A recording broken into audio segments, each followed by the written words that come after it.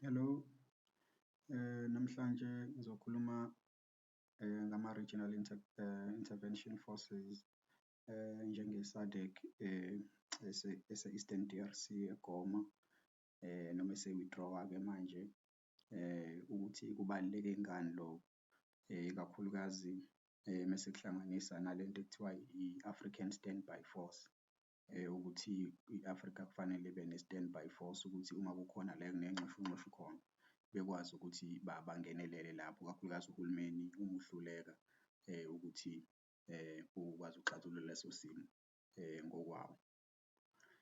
Maningi-ke ama-regional integration ama-intervention forces ake athunyelwe ey'ndaweni ey'ningi nayo i-D_R_C kuye kwathunyelwa khona sokhumbula nase-North Africa or e-Central Africa kuke kwathunyelwa i-United Nations ko-Sudan for example, Darfur nase-Somalia ngokunjalo kuke kwathunyelwa i-intervention unit ukuthi iyozama ukuxazulula iy'nkinga zakhona.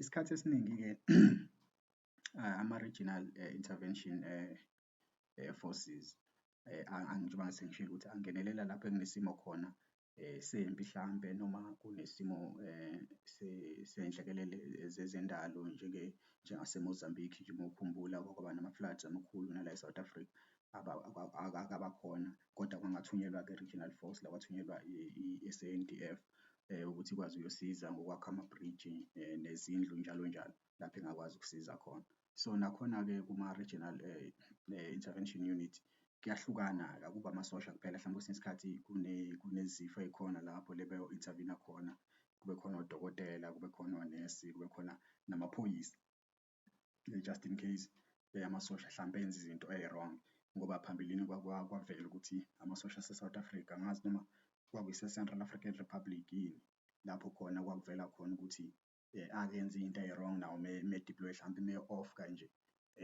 agcine eselwa njalo njalo into ey'kanjalo-ke ey'dingayo amaphoyisa akhona emasosheni.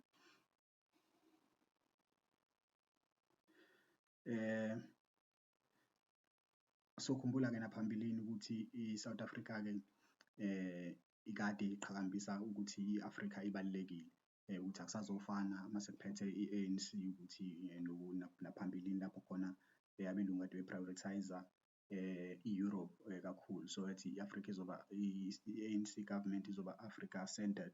So sakubona-ke loko ngokuthunyelwa koMandela ukuthi bayoxazulula iy'nkinga eBurundi no-Jacob Zuma njalo njalo nabanye abantu oThabo Mbeki abahlezi beya ey'ndaweni ey'ningi bezama ukuxazulula iy'nkinga ey'hlukahlukene ikakhulukazi naloku ukuthi ukugwamandwa kwezwe nje kahle kahle nomnotho ukuthi kuthathe umnotho wase-South Africa singazi thina ama-citizens noma izakhamuzi zase-South Africa athathwe ayiswe kwamanye amazwe tholukuthi nohulumeni akatholi intela ngaloko imali eningi-ke ilahlekela e-Afrika. So izinto ey'njengalezo lento yama-intervention ukuthi-ke kube khona no-panel of the wise ukuthi kuhlanganiswe o-president bakudala bakwazi ukuthi babe isigungu bakwazi ibhodwe baphekane laphana ngemibuzo baqhamuke ney'xazululo ey'nkingeni ey'khona ey'bhekene namazwe ngamazwe.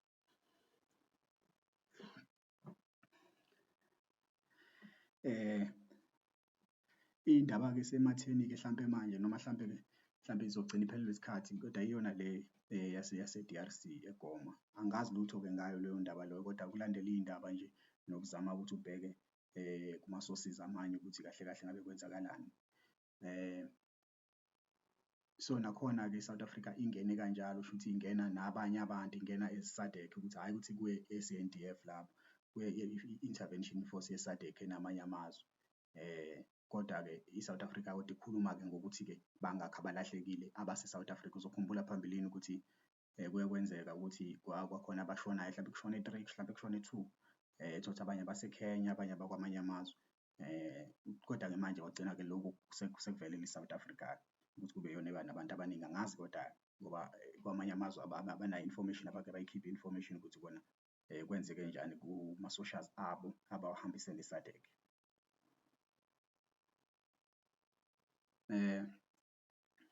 Uma umuntu-ke ecabanga ngama-regional intervention units uzocabanga lokhu nje i-ECOMOG yase-East Africa, lapho khona elwa khona nama-rebels asuke khona ngaleso sikhathi. Kodwa manje masuthola ukuthi akucaci kahle ukuthi ubani osephutheni ngoba manje bayalwa labantu yabona. So manje uma bengena labantu abazobalamula kwabanye mhlampe abawinayo babone ngazuthi labantu bayasidileya ngoba labantu siyabahlula. Hlampe nalaba abahlulwayo babone ukuthi hawu labantu sesilahlekelwe abantu abangaka, labantu bazosikhuza bazosilamula. So manje-ke kuba nalezo y'nkinga lezo eziba khona uma ama-regional intervention unit engena emazweni athize athi azoxazulula iy'nkinga. Uthole ukuthi amanye aseyarojwa, sekuthathwa iy'moto, sekuthathwa ama-uniform, sekuthathwa iy'bhamu ngenxa yokuthini ba-overpowered. Abanye uthole ukuthi sebama-prisoners of war, uthole ukuthi yena umuntu uze ezosiza kodwa usey'thola eseyi-prisoner of war ngenxa yokuthini babe-overpowered by a particular unit and then yaseyababopha ngaleyo ndlela. So ezinye iy'ngozi ey'khona lezo ukuthi nabazali nabangani bamasosha abafanele bakwazi lokho ukuthi into eyenzakalayo vese leyo mawukuthi imishini yabo abayihambanga kahle. So into ekanjalo kusho phela kungelula phela vese ukuthi o-general fanele benze sure ukuthi akwenzeki lokho, kodwa-ke phela kuyenzeka njengoba sekwenzekile kuhlezi futhi kwenzeka nakwezinye iy'khathi. Ya, ngicabanga ukuthi ikona loko okubalulekile kakhulu ngoba nakhona iSudan, uyakhumbula ukuthi ithe iSudan mayithola inkululeko yayo ngo-2011 noma ngaphosi noma 2013 angisakhumbuli kahle, kodwa kwase kwaba khona uqhekeko phakathi kwama-group amakhulu lapho abantu balwa bebangaboni ukuthi manje abanye ngokohlanga ukuthi abanye bayibona ukuthi bona abekho represented kuhulumeni ngale ndlela abafisa ukuba represented ngayo. Uthole ukuthi abanye bathi cha thina senza ngako konke okusemandleni wethu ukuthi wonke umuntu abe khona kuhulumeni. Uthole ukuthi sekuney'nkulumo ey'phikisanayo lapho hlampe uthole ukuthi nama-facts akhona ayaphikisana. So ilezo zinto ezinye ey'khona hlampe-ke mase i-solution isikhona ukuthi okay sesixazululile-ke i-problem ekade ikhona yempi, kodwa manje mase sekufanele ukuthi kubuswe-ke mase kuqala kube ney'nkinga. Ngiyabonga.